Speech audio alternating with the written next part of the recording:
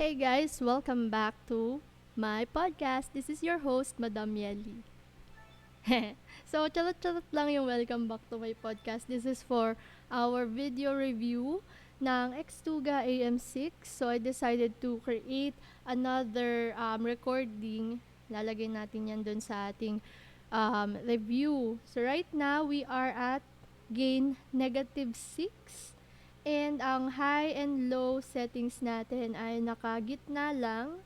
And our volume for the mic is at around 25% sa mic volume. And yung main volume ng mixer is nakasagad. And then, ito, tatry natin siya ilagay sa mid volume.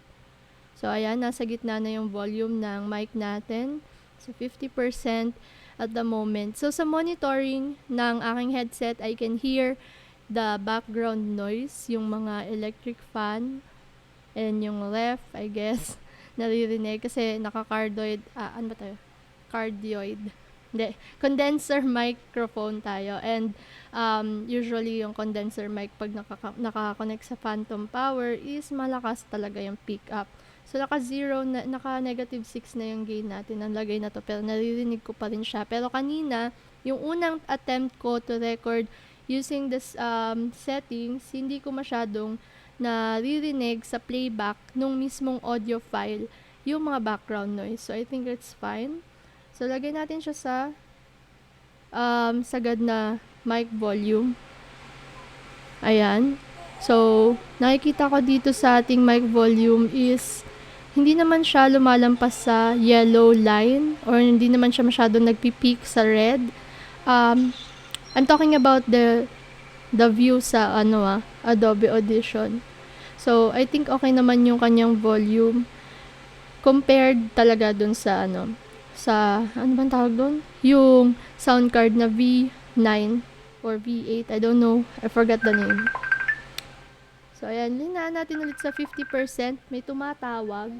And rinig na rinig sa monitoring ko yung tumatawag. And I'm not sure if rinig siya sa recording or sa file natin. Pero, I'm going to duplicate this file, the one that is not processed, and the other one is processed with the noise and everything. Okay? So, I'll stop this now. Hey guys, welcome back to my podcast. This is your host, Madam Yeli. So, charot-charot lang yung welcome back to my podcast. This is for our video review ng Xtuga AM6. So, I decided to create another recording.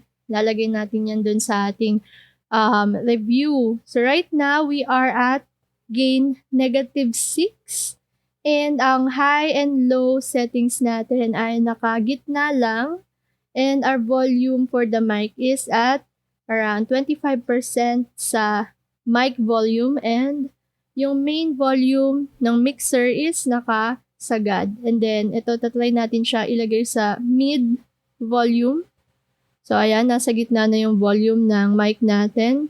So, 50% at the moment. So, sa monitoring ng aking headset, I can hear the background noise, yung mga electric fan, and yung left, I guess, naririnig kasi naka-cardioid, ano ba tayo? Cardioid. Hindi, condenser microphone tayo. And usually yung condenser mic pag naka-connect sa phantom power is malakas talaga yung pick up. So, naka-0 na, naka-6 na yung gain natin ang lagay na to, pero naririnig ko pa rin siya. Pero kanina, yung unang attempt ko to record using this settings, hindi ko masyadong naririnig sa playback nung mismong audio file yung mga background noise. So, I think it's fine. So, lagay natin siya sa sagad na mic volume. Ayan. So, nakikita ko dito sa ating mic volume is hindi naman siya lumalampas sa yellow line or hindi naman siya masyadong nagpipeak sa red. I'm talking about the view sa Adobe Audition. So, I think okay naman yung kanyang volume compared talaga dun sa ano bang tawag dun? Yung sound card na V9 or V8, I don't know. I forgot the name. So, ayan, linaan natin ulit sa 50%. May tumatawag. And rinig na rinig sa monitoring ko yung tumatawag. I'm not sure if rinig siya sa recording or sa file natin. Pero I'm going to duplicate this file, the one that is not processed and the other one is processed with the noise and everything. Okay? So I'll stop this now. Okay, so we are now testing naman itong microphone na dynamic microphone. Medyo mumurahing mic lang ito, tigo 100 sa DV Mart. And tinry kong gamitin yung 1/4 cable niya, yung malaki, yung dulo, yung pang mga mic nga ng karaoke. And sobrang hina niya. So I tried to use yung XLR cable na ginagamit ko dito sa aking BM800. And pinatay ko yung phantom power kasi nagiging may distortion pagka naka-on yung phantom power niya. So I turned it off with XLR cable. Nakahayas na yung gain, nakahayas na yung volume. And itong microphone na ginagamit ko is sobrang hina based sa naririnig ko dito sa aking headset. So, yun lang. Testing lang to ng mumurahing dynamic microphone. So far, I'm happy na meron tayong Xtuga AM6 audio mixer kasi sa totoo lang, itong BM800 na to, gusto ko na to itapon dati kasi ang pangit niyang gamitin.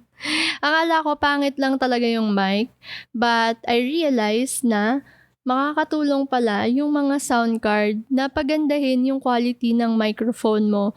So, kahit naka BM800 lang tayo, I can see and I can say, I can hear na okay yung sound quality niya after using this audio mixer. Kasi sa V9, dapat ni-research ko na talaga yun, no? V9 or V8 na sound card. Yung mga tigpa 500, 600 na sound card.